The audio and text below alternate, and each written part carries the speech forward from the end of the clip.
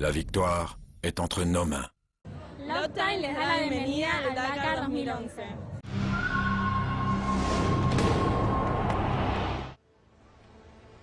Plus que jamais, le Dakar veut s'assurer que la course soit sûre pour le public. Le danger augmente avec l'intérêt croissant en Argentine et cette année, la sécurité a été renforcée avec plus de zones dédiées au public.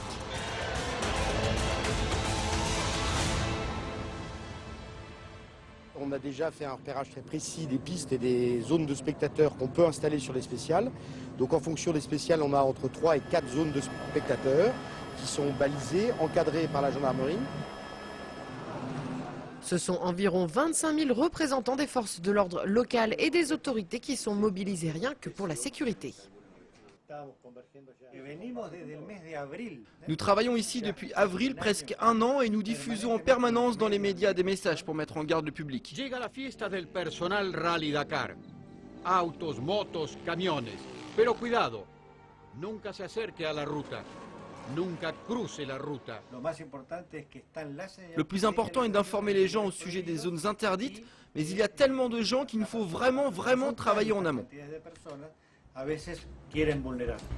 Concurrence 103, P4 290. Les organisateurs français sont venus en Amérique du Sud pour des réunions sur la sécurité avec les forces de l'ordre local.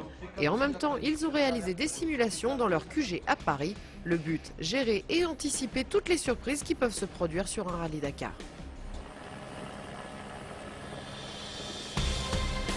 On a des voitures et des hélicoptères qui passent en ouverture de chaque spéciale pour s'assurer que la spéciale est propre et clean, comme on dit chez nous, à savoir qu'il n'y a pas de gens qui sont sortis de ces périmètres de sécurité. Donc on a des voitures qui partent avant les premières motos, on a des voitures qui partent avant les premières autos, et comme ça on a un retour immédiat et une perception immédiate du niveau de sécurité de la spéciale.